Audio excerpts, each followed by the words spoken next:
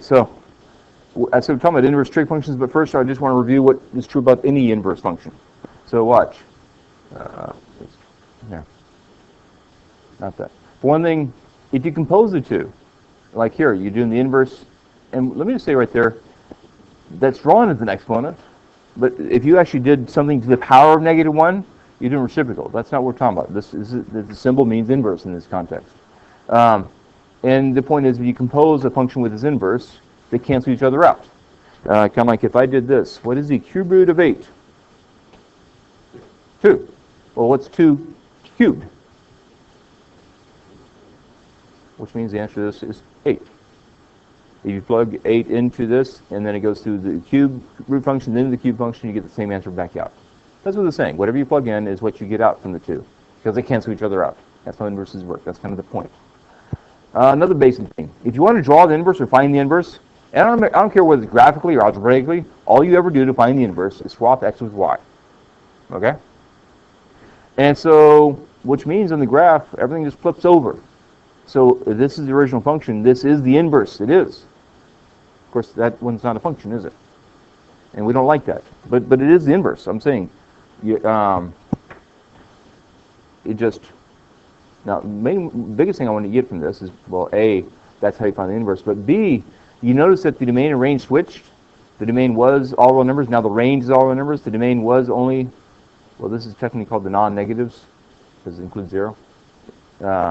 It's not just the positives. The positives and 0. But anyway, the range was from 0 on up. Now it's the domain that's from 0 on up, right? So like I said, that's one fundamental thing about inverses, that it's always true. They swap domain and range. And then graphically, if you put them in the same graph, you see it's a reflection over the line y equals x. Other things true of inverses. Notice the coordinates did swap. This is -1, 0. That's 0, -1. So like I said, all the x's and y's swap.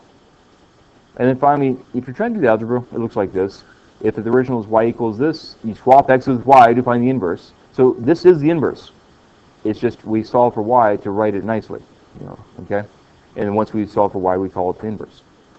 So now we're talking about the inverse trig functions. Here, watch this. And don't write yet, like I said. This is at pi over 2, pi, 3 pi over 2, 2 pi. It goes like this.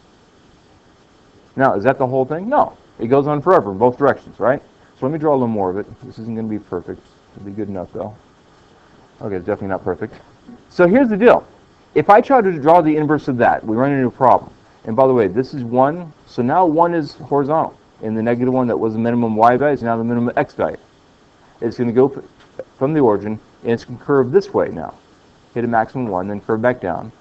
And so that's what it would look like. Do not draw this, because there's a problem with this. What's the problem? Other than it's messy. It's not a function. Good. Right? Fails the vertical line test. So, and we really want it to be a function that produces exactly one answer. So we need to restrict the original.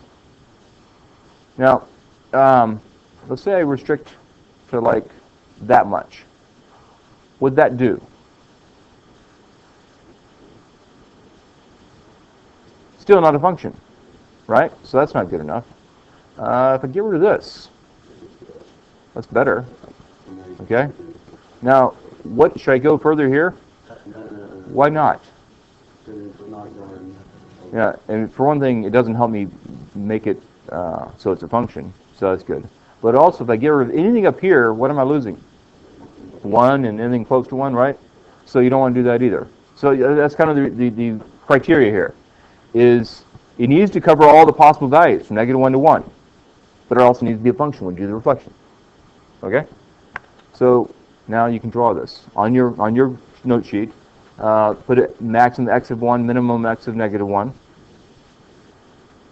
Go up to pi over 2 and stop there, down to -pi over 2. And we're just drawing sine. The sine starts out at 0, yes? You should have a note sheet you picked up, has a place called sine. And once again, you're not... Wait, let me see this. It's in the top right. Inverse sine. Yeah, you're just drawing inverse sine. You're only drawing the inverse, okay? I showed you the original so you can see where it comes from, but you're drawing what I'm drawing right now. Top right graph. Yeah. So, sine of 0 is 0. Sine of pi over 2 is 1. And listen, when you draw these, you got to be careful that you curve it right. What I mean is, it should go like I was showing before. It's going to curve like that, as if it was going to keep going and oscillate left and right. Of course, it doesn't, but that's how the shape is. So there you go, something like that. Once again, the normal sine function is oscillating up and down, so the curvature is different. And I'm serious. If you put those 3 points at pi over 2 comma 1, and, or 1 comma pi over 2, and then at 0, 0, and the other one, all 3 of those, perfect. But you curve it wrong, that means you got 3 points right out of a billion. Or billions and millions and billions. Okay? Get the shape right. All right, so that's our inverse sine function. And so look, if I did inverse square root of 3 over 2, inverse sine of square root of 3 over 2, the answer is going to be, what is the answer to that question? Where is sine equal to square root of 3 over 2? Cosine was at 30 degrees, sine, that's true at 60 degrees. Or pi over 3, 60 goes to 183 times, so pi over 3. And so, now, we'll get to those kind of questions shortly. Right now, let's get the domain and range. What's the domain? Which is exactly what the original range was. The original range, the original domain, though, was all the numbers. Now it's not. It's restricted to negative pi over 2, to pi over 2, inclusive, with the brackets, in other words. And so one thing I need to understand is these inverses are not truly inverses of the original functions. They're inverses of the restricted functions. Okay? And frankly, those restrictions are almost the most important part of all this. You need to know inverse sine can only produce answers from this range, negative pi over 2 to pi over 2. Now the good news is, you'll see three of them will have exactly the same thing as this, but not exactly, negative pi over 2 to pi over 2. And then 3 will be different. So it's not like there's 6 different things to memorize, really. All right, let's do, by the way, real quick, if you have to do graph, the pink one is normal sine, the blue one's the inverse. Notice the axes are scaled the same way. Here's 1, here's 1.57. Here's 1, here's 1.57. So they're drawn to scale. That's what they look like. All right, there you go. Nice picture of it. Let's do cosecant. Now just watch. Let me draw the original. Does cosecant start at 0? Or no, not 0, of course. Is it start undefined or 1? No, that'd be secant. We're doing cosecant with reciprocal sine. Sine starts at 0, right? What's reciprocal 0? Undefined. You can't do 1 over 0. So, once again, don't draw anything yet. Just watch. So cosecant's undefined. Then it's 1. Pi over 2. When sine is 1, the reciprocal is 1. And then when sine would be 0, it'd be undefined again. And then it'd be like this. So this is cosecant. It's up like that, down like that. Over here, do I put one, is it up or down? It's down again. Because sine would be negative, so the reciprocal is negative, and so forth, okay? Well, you can see, hopefully, if I try to, I need to restrict this thing, and I need to restrict it the same way. I can't leave that whole thing there. I need to make it so it's basically, it's called a one-to-one function, where, like here, it still fails, and you get rid of a little more. Now we're good. So it's ugly. So we're going to flip that around. And since that's a one-to-one function, the reciprocal will be a function. The inverse, I mean. So, mark it the same way. Put 1 and negative 1. Don't put them too far out, though, because the graph will be outside negative 1 and 1. And it's going to go to negative pi over 2 and negative pi over 2, just like sine.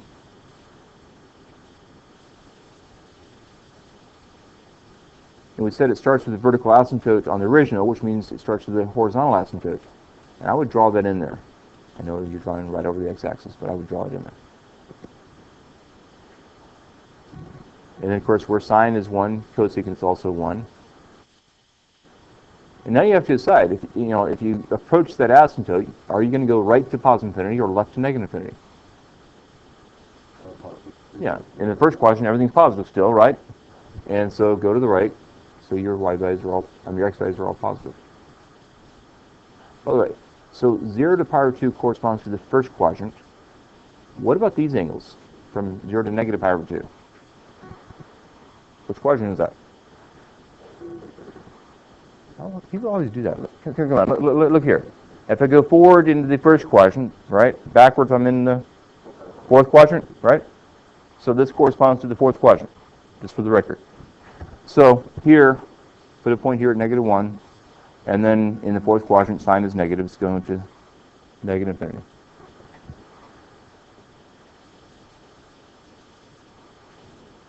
Now, if I drew the original again, the range of the original was up to -1, and then from 1 to infinity, which means that's the domain of this one, right?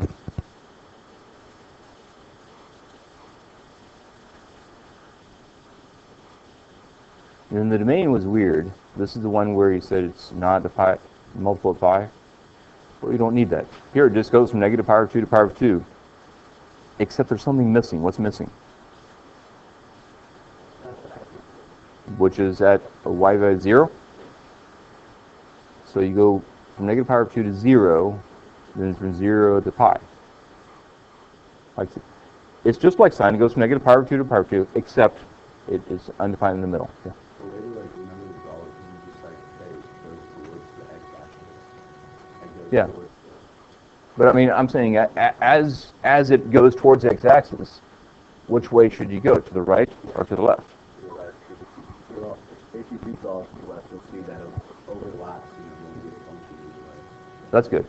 That's pretty good. So watch. He's saying if you drew these backwards, like that and like that, well then it's not a function, is it? And so it would just be a complete fail. All right. And there's a nice drawing of cosecant. Let's do tangent. Does tangent start with a vertical asymptote or 0? 0. And once again, you should really just know that by now. But if you forget, you do y over x, 0 over 1 is 0. Okay? So it starts out at 0. Just watch for now. Then it's vertical asymptote.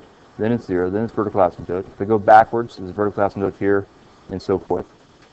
And then tangent's the one that's increasing, like so, except for it goes to the origin. Here. And it just repeats. So here's the thing. If they want to restrict here, there's more than one way they could do it. They could restrict, get rid of all that, and that would work, more or less, okay? It just would look ugly. So they didn't do that. They chose to restrict it like that. So, it's another one that's the same way as sine. Goes from power of 2 to power of 2, except that's where the vertical actually horizontal asymptotes are.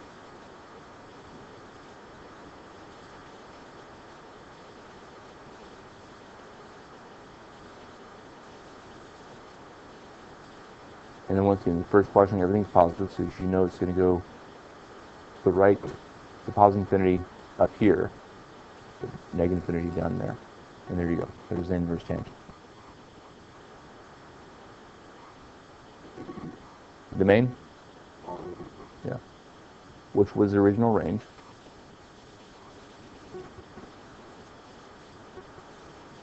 Just to show you again what the original domain looked like, there's a set of ellipses such as not pi over 2 plus pi k. We don't need all that. It's just pi over 2 to power of 2 this time, except excluding, right?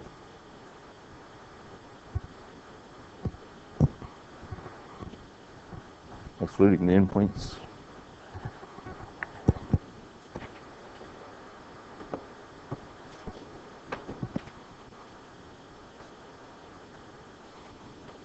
All right, so sine, cosecant, and tangent are the three that have that range. Listen, knowing the restrictions is almost the most important part of this whole thing. I think I can say it is the most important part. More important than even knowing the graphs, because mostly we're going to be asking questions like, what is inverse tangent of 1? I forgot that detail. Oh well. Normally on tangent graphs, I like to show that it hits 1 right in the middle of the quadrant, and I'm not going to go back and fix it. You know, I will go back and fix it.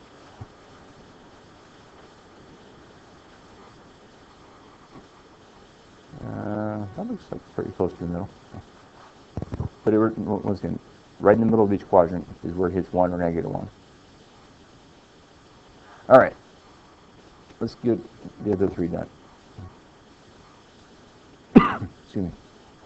Sorry, I'm going the wrong way. All right, cosine. Cosine goes like this. This one I have to restrict differently. This is at pi over 2. This is at pi, right? 3 pi over 2. 2 pi is over here.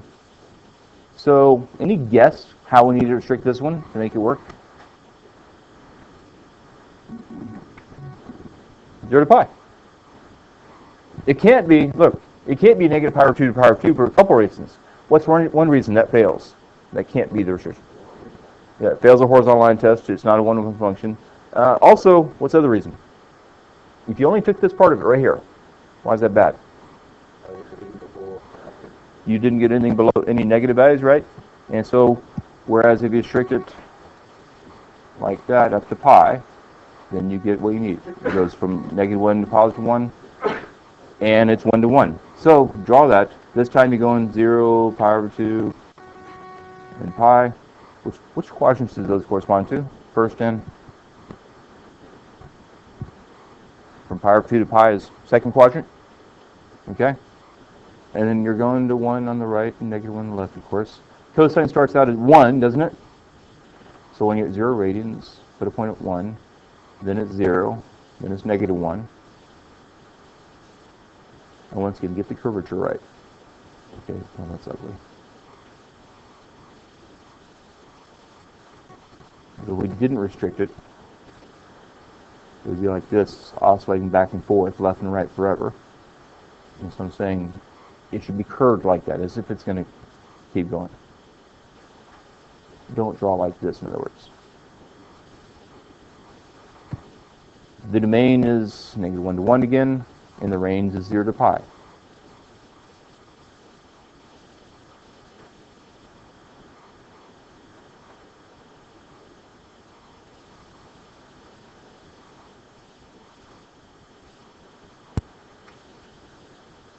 So cosine goes 0 to pi. Which other two will also go 0 to pi?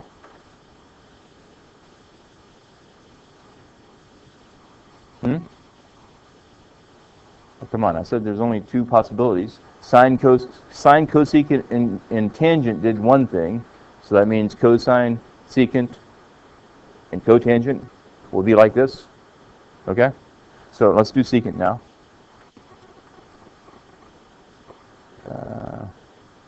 There's a nice picture of it. All right, watch. Now, how does secant start? 1 or undefined? It's just like cosine, so 1. Cosine is 1, so secant reciprocal is 1. And then it's undefined, then it's negative 1, then it's undefined like that. And so it looks like that. It goes backwards, you get a very last note there. So this is what secant looks like, okay? That's enough. You can see that, once again, you can't go from negative pi over 2 to pi over 2. That would fail. You have to go from 0 to pi for it to work. And it's going to look kind of ugly, but that's what's necessary. So let's set it up. Like we said, we're going 0 to pi. Question? Okay. Yeah, that's fine. And we said, it starts at 1, so start at 1. And if it's cosine, you'd be 0 next, which means secant's undefined next. And then it's negative 1. And in the first quadrant, everything's positive, so I go to the right. Right here, I go to the left.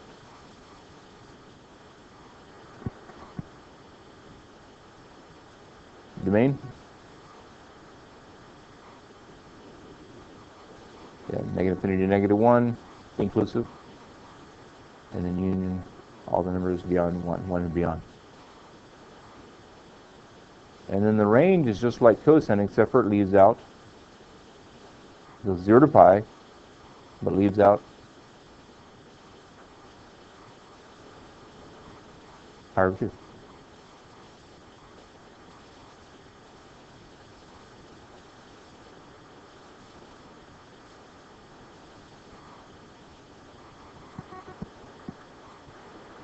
By the way, just to make sure you're clear about this notation, let me mess up the range.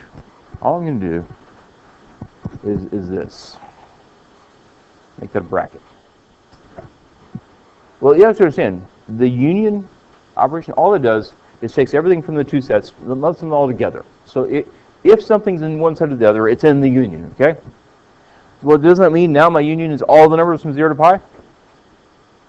If one side includes pi over 2, then the union includes pi over 2, which is a fail, because the whole point was I'm supposed to be excluding pi over 2. So that symbol wrong means you're wrong. You don't get it. You don't know what the notation means, or you don't know what the answer is, okay? So I'm just saying, be careful. All the symbols have to be exactly like this to get the meaning right. All right, and then there's one left, that'd be cotangent. How does cotangent start? 0 or undefined? Tangent starts as 0, so cotangent starts undefined. And so let me draw the original. It goes like that, then it's 0, then it's undefined, then it's 0, then it's undefined. It's the one that looks like this, right? And it's going to go 0 to pi again, it'll just be that branch that we take. So go 0 to pi. And we said it starts out undefined, so draw a horizontal asymptote at the top and bottom at 0 and at pi. And of course, it's 0 in the middle, has an x-value 0 in the middle, halfway between those asymptotes. We said it alternates. Asymptote 0, asymptote 0. And then, do I draw it as an increasing function or a decreasing function?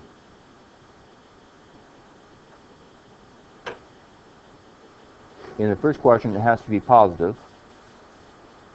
So the answer to my question is that it should be, wait, I almost messed up. Get one and negative 1 on there. Let's get the details right.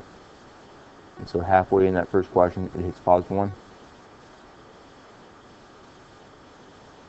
But yeah, it is a decrease. Okay, now I don't like the shape of it. I should put it one farther out or something.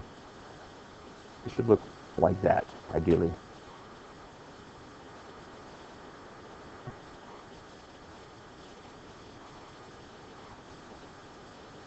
Let's see if I can do a better job.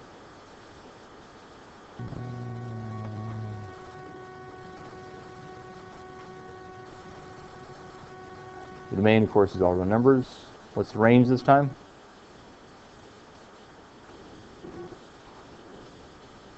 No, that was the domain. 0 to pi. 0 to pi. Exclusive. Yeah. Not inclusive, but exclusive. Okay? So, no. So which ones have a range of 0 to pi? Cotangent, and which other two? Cosine and its reciprocal, which is called secant, okay? So 0 to pi is cosine, secant, and cotangent.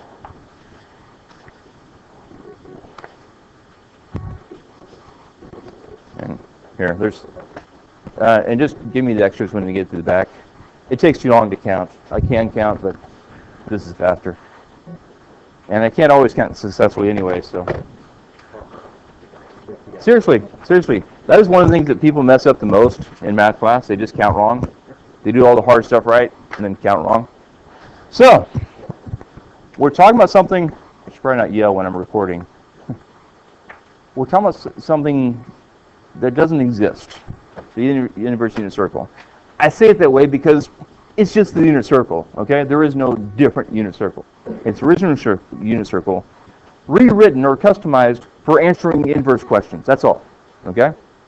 And so, where it shows the functions, that's trying to convey to you that cosine, secant, and cotangent goes 0 to pi, like we said. What's 0 to pi? 0 to pi over 2 is first quadrant, pi over 2 to pi is second quadrant. So those three give answers only from the first and second quadrant. All right? What about sine? First quadrant and fourth quadrant. Sine, cosecant, and tangent. Give answers from those two quadrants, okay? And then, think about that then. I guess sine cannot produce an answer above 90 degrees. Will be in radians, so above pi over 2 is not possible for sine, inverse sine. Think about that though. If I said, what is inverse sine of negative 1/2? Well, on the unit circle, sine is negative 1/2. Here, and also in the third quadrant, right? Sine is negative in the third quadrant.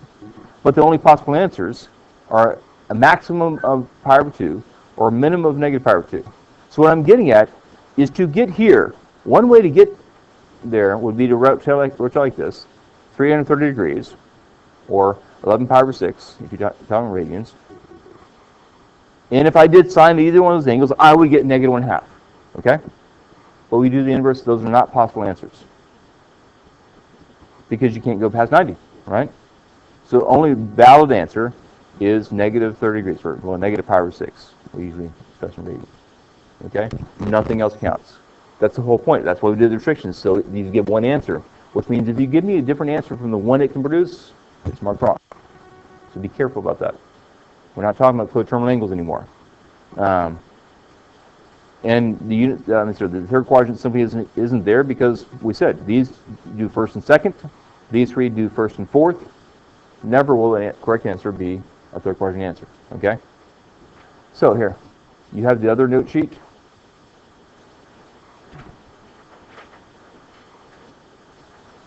Let's do this. We're getting this whole thing done. It doesn't take too long. I would put the restrictions. Inverse sine produces the answers in this range. And then inverse cosine goes 0 to pi. Well, listen. So this is first and fourth. This is first and second. What do I realize? If it's positive, it'll always be first quadrant, right? So up here, think with this. I said first and fourth. Sine is positive in the first, negative in the fourth. Here I said first and second. Cosine is positive in the first, negative in the second, right? But I'm saying, on the positive ones, they must be a first quadrant answer every single time. That makes it easy. So isn't that just at pi over 4 for both of these? All right?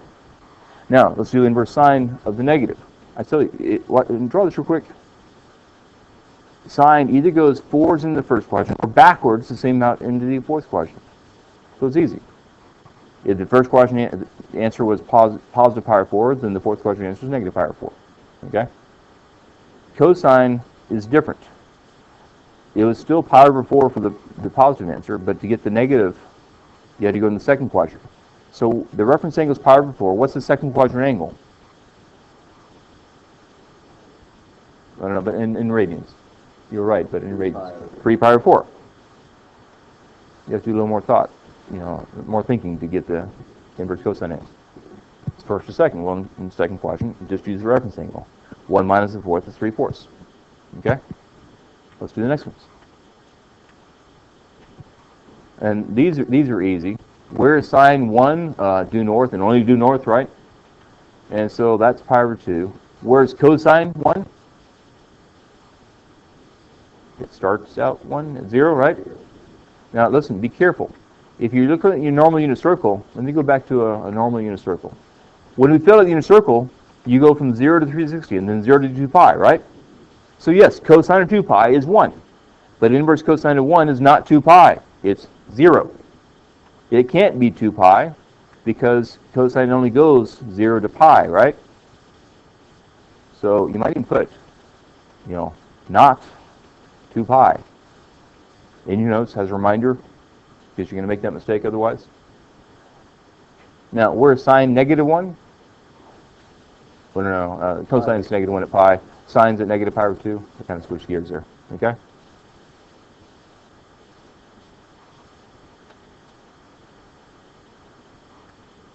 Let's move on to the next one. Now, and once again, what I would do on all the rest of these every single time, write the restrictions. I told you that is the most important you need to get. So write it on every single one of these. Okay? Where is sine equal to a half? Pi over 3 or pi over 6? Or pi over 6 or pi over 3?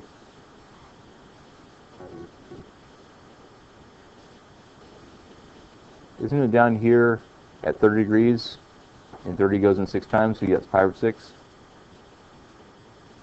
And if that's the positive answer, then the fourth quadrant answer is negative pi over 6. Where is cosine equal 1/2? Well, it's up here at pi over 3 now, right?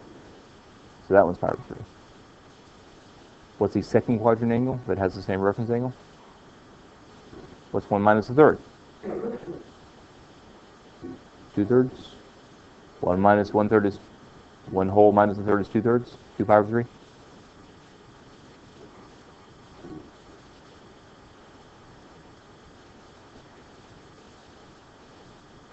Okay?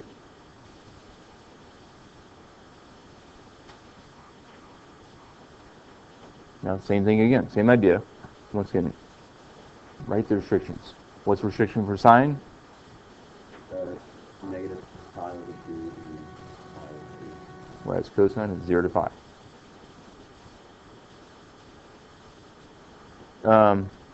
Here, what just happened? Well, you fill it out while I get this thing to work. This will be your practice. I meant to do that anyway, and I forgot. So.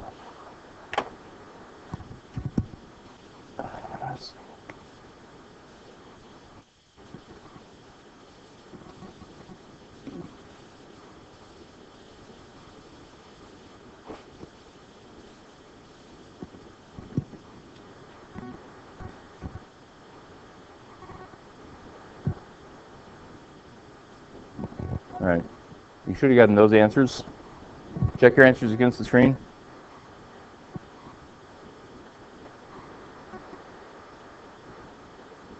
All right. Are we good? Questions so far?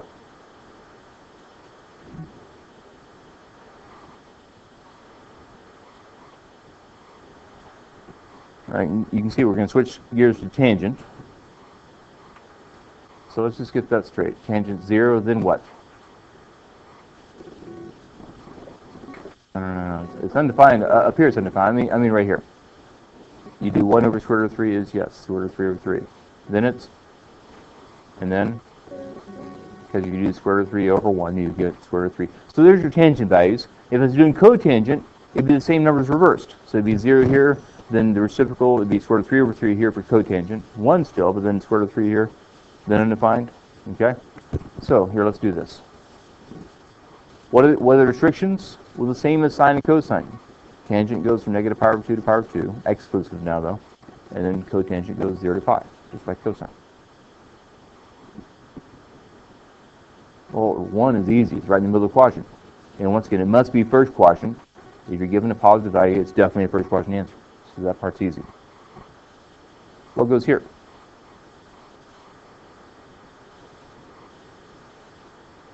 Negative pi over 4, just like for sine.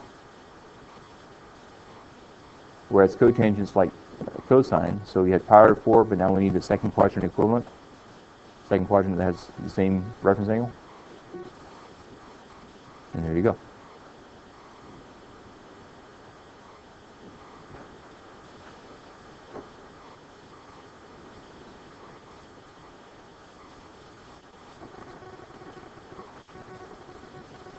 And then here, where was tangent square root of 3 over 3? At pi over 6 or pi over 3? Yeah, it was, so put that there.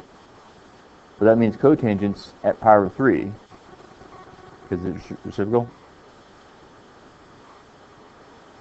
And then here, the fourth quadrant answer would be negative pi over 6. And here the second quadrant answer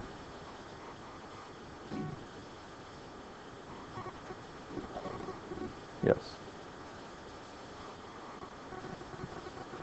Once again, with sine and cosine, sine and tangent and cosecant, you go in either forwards or backwards, in the first or backwards in the fourth. Whereas cosine, you go in either into the first or further into the second. Question? Because look, we said, first of all, at pi over 3, coordinates are 1/2 first, then square root of 3 over 2. And if you do x over y, that's where we got, we know that that's where, that's the right angle. Pi over 3 is our answer, okay? In the second quadrant, the reference angle is going to be pi over 3, but this is 1 pi. I'm saying if you do 1 minus a third, that's basically 3/3 minus a third, is 2/3. That's your thought process. You know, you're going backwards from 1 pi. And so 1 minus a third is 2/3, and there you go. Just like on the previous one, 1 minus a fourth gives us 3/4. Okay, if it's 6, 1 minus a 6 would be 5/6, right? One more thing. You know, first of all, we're not using a calculator, so not that. Here, write this down, like just the bottom of the paper.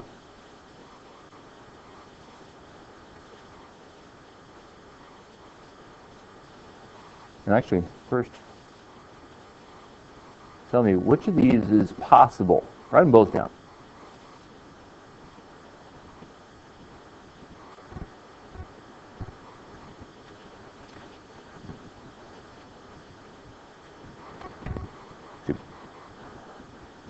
And here, watch. Secant is the reciprocal of cosine, isn't it? So here, rewrite this first one as inverse cosine of the reciprocal, or half. And this one, that's equivalent to asking what is inverse cosine of 2. Well, you can't do inverse cosine of 2, right? It doesn't exist. And you can just say it's undefined. The function is not defined for that input. It only has a domain of -1 to 1. Whereas this one, isn't that at pi over 3? Okay, so if they give you one of these reciprocals, translate it, rewrite it in terms of the original function that you know.